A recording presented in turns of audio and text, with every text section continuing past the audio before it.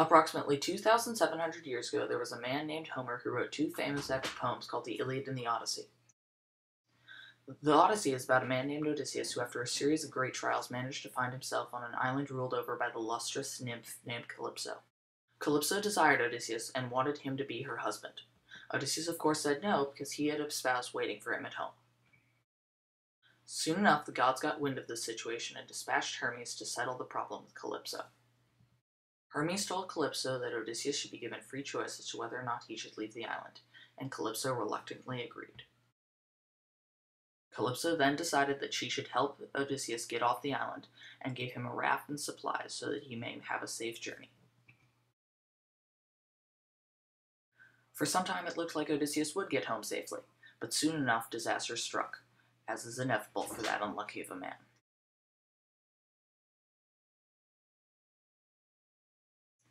Lightning struck Odysseus' boat, and he was only able to reach a safe island by the help of the scarf of the goddess.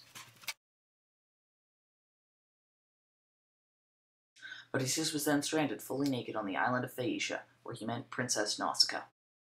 After much debate, Nausicaa eventually agreed to allow Odysseus to visit the palace and talk to the queen and king. Upon arriving at the palace, Odysseus greeted Queen Arete and kneeled before her in supplication. Upon seeing this, Arete decided that it was worthwhile to give Odysseus shelter for the night.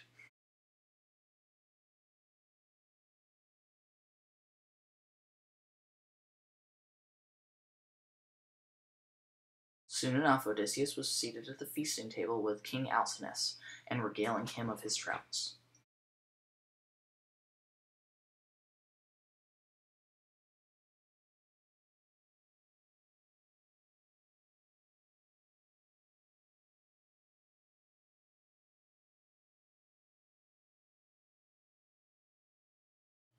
The next day, the Phaeacians held a gaming contest. During this, a young lad challenged Odysseus to a duel of the discus.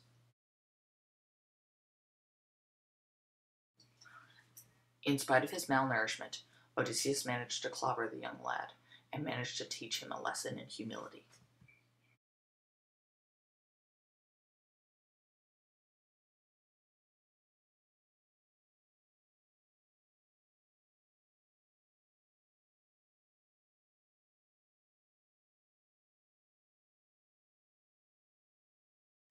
Impressed by Odysseus' physical prowess, the Phaeacians request that he tell them tales of his travels.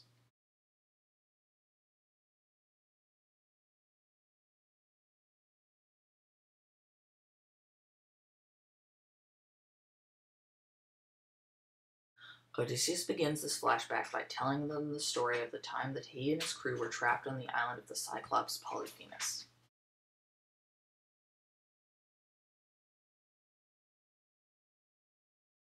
They had gone into the foreboding cave, hoping to seek some sort of hospitality, but instead finding that the Cyclops had an entirely different meaning of the word.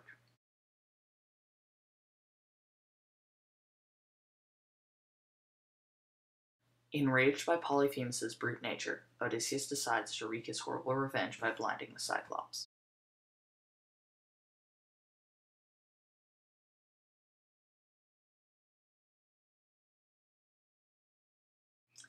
Having now blinded the Cyclops, Odysseus is able to easily escape, and makes the genius choice of telling his now mortal enemy his name.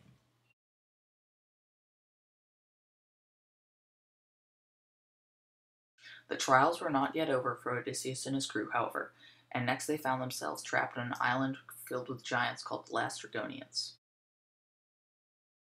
The Laestrygonians were a violent race, and seemingly had no other purpose in life than to kill and consume weary travelers.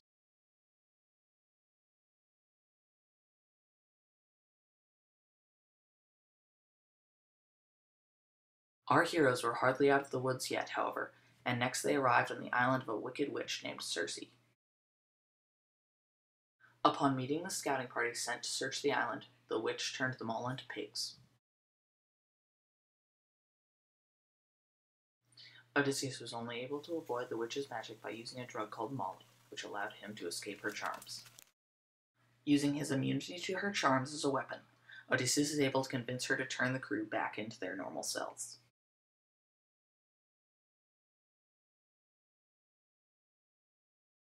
Soon after leaving the island of Circe, Odysseus and his crew head to the land of the dead. In the land of the dead, Odysseus met the famous seer Tiresias, who told him that in order to survive, he must avoid eating the cattle of the sun.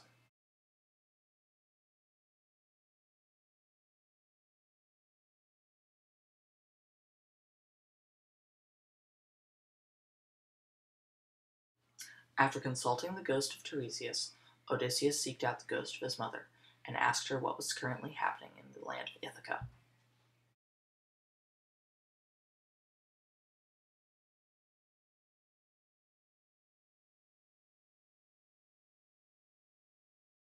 Lastly, Odysseus met his long-lost king Agamemnon, who told Odysseus how he died and warned Odysseus of what may yet be to come on his journey.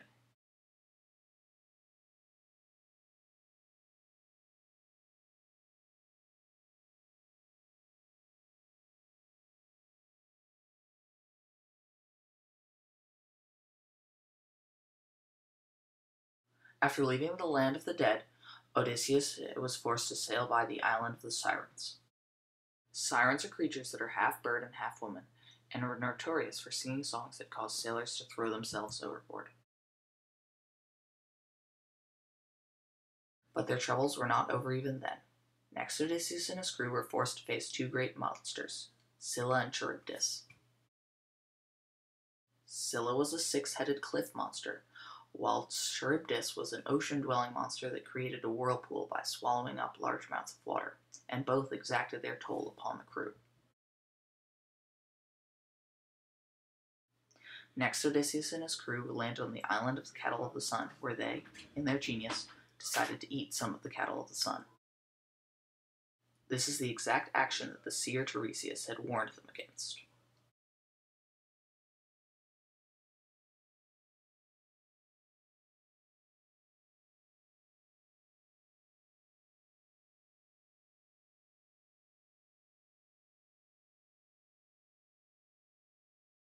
With that final tale, Odysseus was done with his story, and was able to finally go home.